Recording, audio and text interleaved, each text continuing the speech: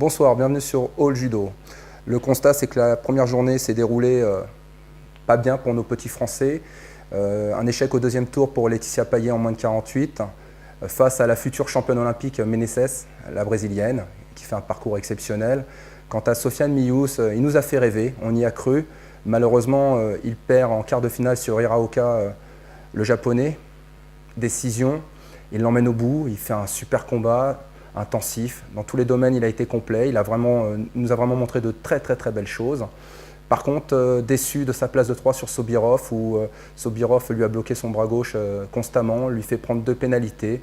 Et à aucun moment, on a l'impression que Sofiane réagit et arrive à revenir dans le match. On a vu aussi émerger des jeunes pousses, des jeunes talents de l'étranger. Je pense notamment à Van Sneek, que j'avais vu au monde junior, et que là je vois, après ces championnats du monde de Paris où elle fait 5e, monter sur le podium olympique, cette petite Belge, et Meneses, qui après sa place de 3 au championnat du monde, à la ranking list 2e, et maintenant bien sûr championne olympique. J'ai une petite pensée pour le Fukumi qui a tout gagné et qui malheureusement échoue aujourd'hui, mauvaise journée. Et en moins de 60 kg, je pense que Galician a été tout simplement exceptionnel. Ce garçon qui avait été champion du monde et champion d'Europe junior, qui aujourd'hui a été tout simplement éblouissant. Il suffit de voir cette finale où il se fait prendre en Teguruma par le japonais, après un Uchimata enclenché par lui-même, et réussit à reprendre l'initiative en l'air en balançant un super arei makikomi, un hippon en quelques secondes. Ça vient récompenser un jeune talent qui aujourd'hui est sur la plus haute marche. Donc bravo à eux. Nous, le judo français, ça fait plus de 12 ans qu'on attend ce titre. Ça ne sera pas pour aujourd'hui. Néanmoins, quand on voit que le classement mondial a été respecté, il nous sera totalement certain de voir nos 4 champions du monde arriver en lice dans les jours qui viennent et espérer qu'ils brilleront et feront les beaux jours du judo français. J'ai noté aussi que lors de ces Jeux olympiques, nous avions vu certaines choses intéressantes.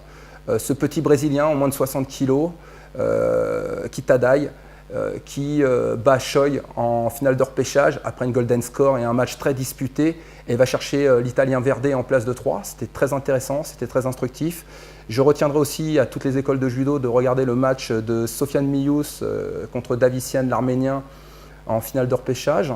Je suis très étonné du comportement de cet Arménien qui avait les armes pour répondre à Sofiane, et qui, par un comportement, a énervé les arbitres à juste titre, a pris une première pénalité et en golden score s'en est pris une deuxième. Voilà, des choses qu'il ne faut pas commettre lors de grands événements. Il faut se relever très vite, il faut se rhabiller, il ne faut pas laisser tomber la ceinture. Plein de petits détails qui lui ont fait perdre le match. Donc cette première journée est malheureusement sans médaille, mais demain rentreront en lice Nieto Presilien en moins de 52 kg et David Larose en moins de 66 kg. On leur souhaite bonne chance. J'aimerais faire un petit clin d'œil à tous nos formateurs, nos entraîneurs, nos arbitres, qui sans eux n'auraient pas cette belle équipe de France aujourd'hui. Donc aujourd'hui, j'aimerais faire un petit clin d'œil sur Louis Massy, qui est de la Ciotat et qui a formé un pactole d'enfants qui aujourd'hui sont en équipe de France. Et Monsieur De Petra, qui est un arbitre national et international reconnu de tous. Et voilà, on vous salue et on vous dit à demain.